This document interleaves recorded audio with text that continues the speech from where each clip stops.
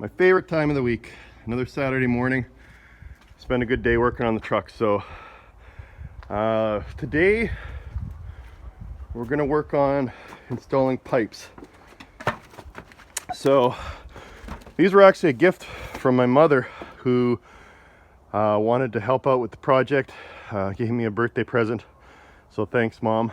These pipes actually came off of the sister truck to this one. I mentioned before there was two trucks. The original owner had a red one and obviously this blue one, and the red one's being restored by a fellow named Brian, and he put 6-inch straight pipes on his, and these pipes that were on it were only a few years old, so they're in pretty good shape.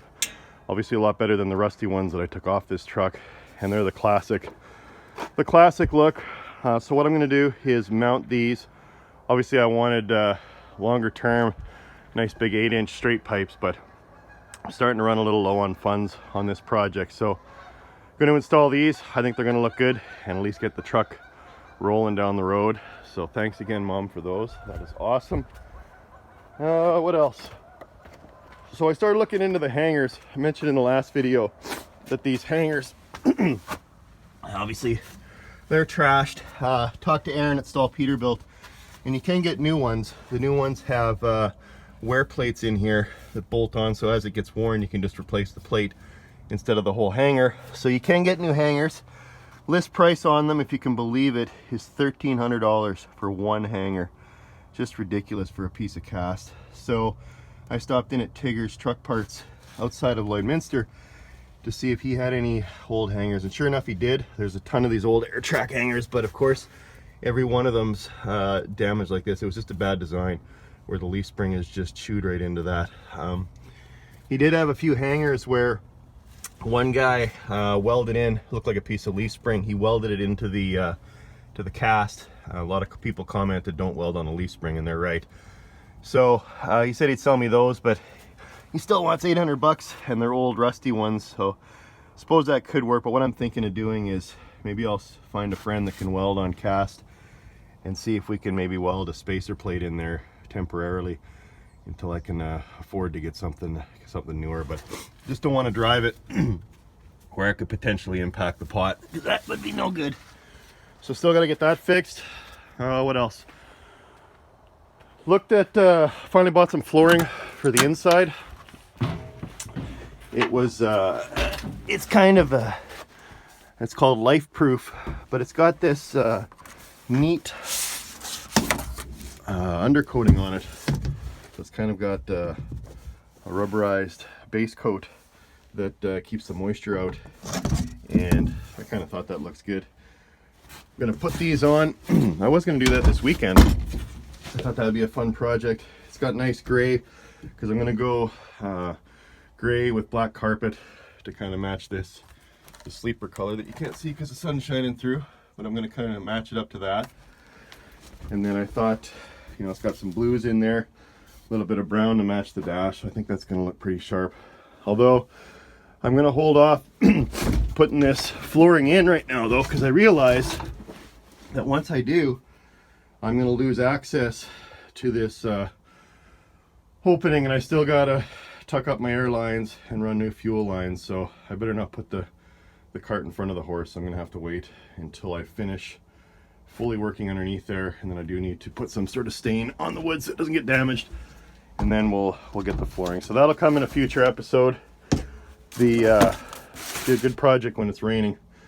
And speaking of rain, I gotta get this done today. So that's something I've been putting off, but gotta get her done. And then we'll get the pipes on, and she'll look like a proper truck again. So just keep picking away at it. Let's get started. So I had to go grab the old pipes that were in my junk pile because I needed these brackets because Ryan kept them for his straight pipes. So I'll get those taken off both, and then I can mount them on the new pipes. And another birthday present, this one from my dad. So he wanted to have mercy on me and say he needed a decent impact. So we'll get this guy hooked up, and we'll give it a try to take those brackets off. And I just wanted to say, you know, thank you to everyone that's been helping out with this project, either by offering funds, advice, parts, donations. It's all been great. So thanks again to everyone. I couldn't have done it without you. So I was thinking I was gonna have to guess at where to put these, but it must have been the identical brackets on the other one. So I'm gonna just line this up with the markings on the pipes, and hopefully that comes close to where it meets the bracket. So we'll give her a go. Figure I might as well polish them up while they're on the bench. They'll be a little easier to clean down here than up in the air. So making it look a little newer again. Boy, you gotta eat your Wheaties to get these guys up in place, but I'm glad I got that hanger to hold it. So it's a little close. I think I'm missing a bracket here because it doesn't look like these guys are gonna line up. It's gonna be too close to the truck. So there must be some other part that I gotta steal off the other pipes, but let's see how she looks. Oh yeah, that's starting to look like a truck again. There, second pipe's mocked up. So what do you think? That's looking pretty good by my standards. Get a look from the front. It's got that classic look, that's for sure. Be nice when the start rolling some coal out of the stacks. Yeah, I think that's looking real good. All right, so now I got some of these exhaust clamps, and they're pretty easy. You just bolts off, wrap it around. Okay, big part's obviously gonna go there. And then just put that on, tighten it up. Pretty simple. Get that put on there. Now the brackets are interesting because looks like so I stole this bracket off the other one, and it looks like it's to hold the shield away from the muffler. But I do seem to recall there was a little plate with 4 holes. So 2 here, and then you put the 2 bolts through the bracket here. I just put this temporarily. And I can't seem to find either of those plates. So I mean, they're gonna have to make something or see if Peterbilt can still get that. But yeah, it's coming along though. Sure digging a look at that. All right, so of course, none of the holes line up, but I think that's good. So what I'm gonna do is drill new pilot holes, and then pull this down, and then lay some silicone in there and press it up, and then screw this guy in. But I can see why you'd want to have a lot of patience doing this job. And then I thought I was going to be able to put the guy that sold me the sleeper said, oh yeah, I got a new sleeper boot, but it ain't even close. I mean, it's not even close to the same design. So I'm going to have to go with this one and just put it in to keep the water out. But I suppose if it leaks, I'll have to replace it at a later date. It's in decent shape. It's a little worn, but I think it'll work for my purposes. So you'll notice there's a bunch of wear here where the driver's seat was tipped all the way back and then rubbing for quite some time. And you'll see this in a lot of old 359s. I actually, when I had the seat in here mocked up, you realize how close you are to the steering wheel in these old cabs. So what some guys do is what's called a big hole conversion, where they actually cut the opening about 6 inches wider, give or take, all the way around. And then the newer 379 sleepers have the bigger opening that matches that size of hole, and then that allows you to tilt your seat back into the sleeper. And I think that would just be ideal someday. So maybe a big hole conversion in a future video, maybe next year. Again, just trying to get this old girl back on the road. So we'll keep doing what we have to get her street legal and rolling. So a pair of vice grips comes in handy as an extra set of hands to hold it in place while I drill holes. And then, like I say, I'll take this down and put some silicone in there. I think this is a newer style that has the 4-piece brackets, so you can kind of do one at a time, which I'm grateful for. a lot easier than the old one-piece ring. So there you go. Threw a little silicone in there, right on the edge. And we'll tuck this in there and screw it into place. Easy peasy. Yeah, so I got it started here. We'll just kind of continue our way around. And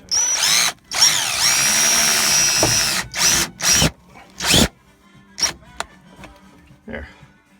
Just keep working my way around and she'll be sealed right up.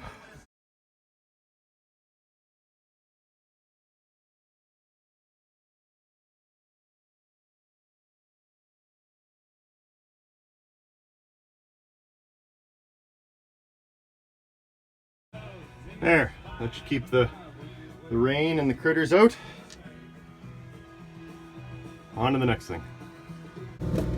So I'm just putting some new bolts and nuts and torquing them down. Just want to make sure, nylon lock nuts, and make sure the sleeper doesn't come off. So I was using the old bolts last when I put the sleeper on. So put a new one on that side, and then put the little support at the back, and then the sleeper will be done.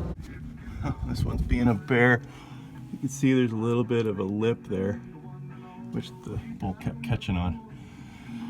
So it's got to be dead on straight before it'll settle down. So now I got to push the sleeper back a touch. Oh, I do not want to do this again. All right, so I'm just putting the bracket back in place. Painted it up, but I obviously touched it on something. And then lower it down, and then put that last nut in there, and we should be done. Boy, I'm earning every thread on this one.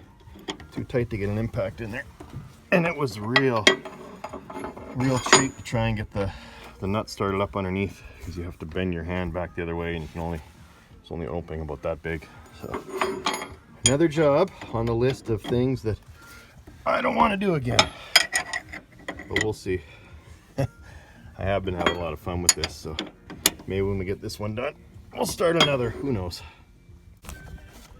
So, in the spirit of safety first, I decided to get a blow-off safety valve, 150 psi. And what I'm going to do is I'm going to mount it on one of the tanks. Now I know there's one on the, well, there should be one. And obviously the governor, and then I think there's a safety blow-off valve on the compressor. But just this old girl, if the governor ever sticks and I'm not keeping an eye on it, I'd rather make sure that she blows off rather than blows up a tank. So I'll mount this guy now. Well, there you go. Nothing too exciting today, but still progress. Pipes look real good. You know, lots of, I named the last video odds and ends. I think this truck's going to be nothing but odds and ends until I get it on the road. But I don't know, man, from where it was when I brought her home, she's sure getting a lot closer. So we'll see. Maybe one of these times, one of these episodes, we'll actually see her move under her own power. Coming soon, little by little.